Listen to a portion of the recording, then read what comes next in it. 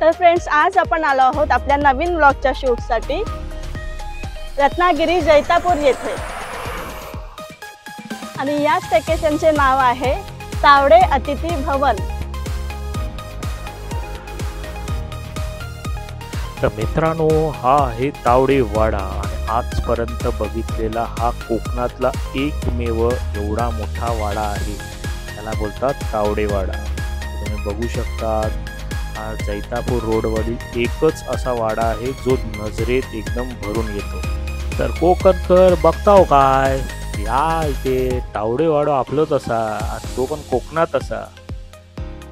हे मी कोकणात एकदम मालवणी भाषेत बोलतोय, कारण की हा वाडाच आहे असा की जो कोकणात स्थित आहे। आणि हा सगळा ड्रोन शूट आहे। तुम्ही बघता, हा टॉप व्ह्यू आहे। तो दिसतानाच इतका भारी दिसतोय ना की ते प्री वेड शूट, आपण काही शूटिंग वगैरे आपण जर करायचं असेल लोकेशनला तर करू शकतो आपण इथे। असा हा तावडेवाडा आहे। रूम्स पण खूप मोठे आहेत इथे आणि खूप व्यवस्थित आहे, मेंटेन केलेला आहे। तर फ्रेंड्स, हा आहे तावडेवाडा आणि ह्याची स्थापना 1939 मध्ये झाली आहे। तर मित्रांनो, जसा प्रत्येक वाड्याला काहीतरी इतिहास असतो ना, तसं याही वाड्याला इतिहास आहे। तुम्ही आतमध्ये गेलात तर शंकराची मूर्ती तुम्हाला दिसते, जेणेकरून ह्यांचं कुलदैवत आणि कुलदेवी ही इथे स्थित आहे। त्यासाठी हा वाडा एकत्र बांधण्यात आलेला आहे आणि हा तावडे समाजातील एकत्र बांधवांना येण्यासाठी एक मोठी जागा आहे। आम्ही तावडेवाडा यावर आम्ही आमच्या इंस्टाग्राम ID वर एक रील्स पण बनवलेला आहे, ते तुम्ही चेक करू शकता। आमचा इंस्टाग्राम ID आहे vsarang_8। तर मित्रांनो, हा आहे बाहेरचा व्ह्यू आणि हा इतका मन भरून आलेलो होता ना की पाऊस एका साईडला सुरू होता आणि आम्हाला या वाड्याचं काहीच माहिती नव्हतं। तर आतमध्येच आम्ही गेलो तर आम्हाला एका दादांनी, जे काउंटरला बसले होते, त्याने आम्हाला पूर्णतः माहिती दिली। त्यांनी एक पुस्तक दिलं, तुम्ही देखील इथे आलात ना कधी तर पहिला त्या दादांकडनं या वाड्याची माहिती घ्या। आणि खूप ऐतिहासिक माहिती आहे आणि हा वाडा असा साधासुद्धा पण नाही, ऐतिहासिक त्याला काहीतरी जतन केलेलं आहे आणि व्यवस्थित बांधकाम आहे। या लाल दगडाच्या बांधकामाचं पूर्ण तुम्ही स्ट्रक्चर आहे बघू शकता। आजूबाजूला हे जी गाडी जिथे उभी आहे ना, तिथे त्यांचं कॅन्टीन आहे। साईड व्ह्यू, टॉप व्ह्यू, आतमध्ये म्हणजे एक वाडा जो पाहिजे जसा दिसण्यात येतो, आपण आजपर्यंत पिक्चरमध्ये बघत होतो।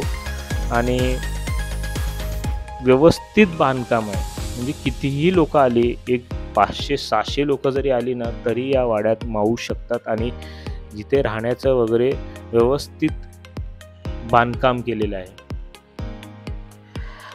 आम्ही जसं आतमध्ये गेलो ना तर शंकराची मूर्ती बघून आणि हा हॉल बघून आम्ही हा विचार करत राहिलो, म्हणजे तावडे समाजासाठी एवढं काही मोठा हॉल बांधलेला आहे, किती म्हणजे एकत्रपणा आहे तावडे समाजामध्ये।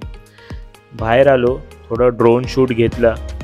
जागा तर एकदमच आवडली होती आम्हाला आणि थोडी घाईघाई झाली, पाऊस खूप होता। ड्रोन शूट पण घेताना खूप विचार करून घेतला की पाऊस रिमझिम पडतोय, ड्रोनला काय होतं का म्हणे। थोड्या दीपूने निसर्गरम्य परिसराचा एक कॅटवॉक करून घेतला आणि तो कॅटवॉक हा पण ड्रोन शूटच होता। घाईघाईने एकदम आम्ही केलेला शूट आहे आणि आवडली आम्हाला जागा। जसं आम्ही रील्स टाकला ना, लोकांचे कमेंट्स यायला लागले की कुठे आहे जागा, कशी आहे, काय त्याचा रेंट आहे, आजूबाजूला काय परिसर आहे, असं आम्ही त्यांना प्रत्येकाला उत्तर दिले। आणि मी तर बोलतो, आवर्जून या, खूप शांत जागा आहे आणि एकदा आलात ना की माइंड रिलॅक्स होईल।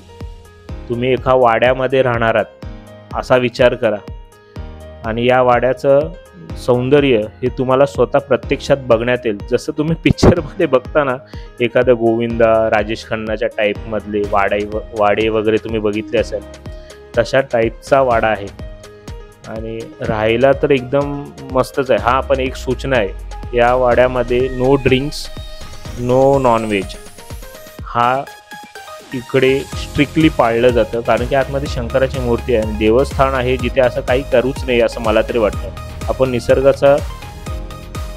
जवळ आहोत आणि त्या निसर्गाला जपा, त्या वाड्याला जपा, त्याचं काहीतरी महत्त्व आहे, त्या महत्त्वाला जपा.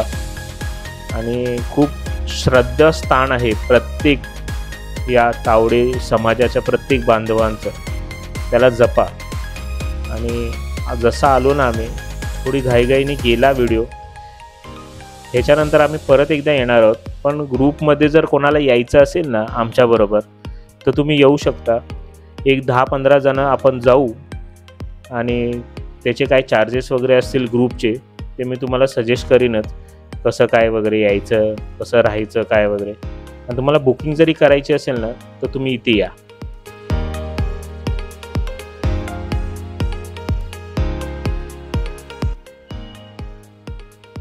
कनका आदित्य असं या देवस्थानाचं नाव आहे आणि लाकडी बांधकाम आहे पूर्ण, बघताय तुम्ही.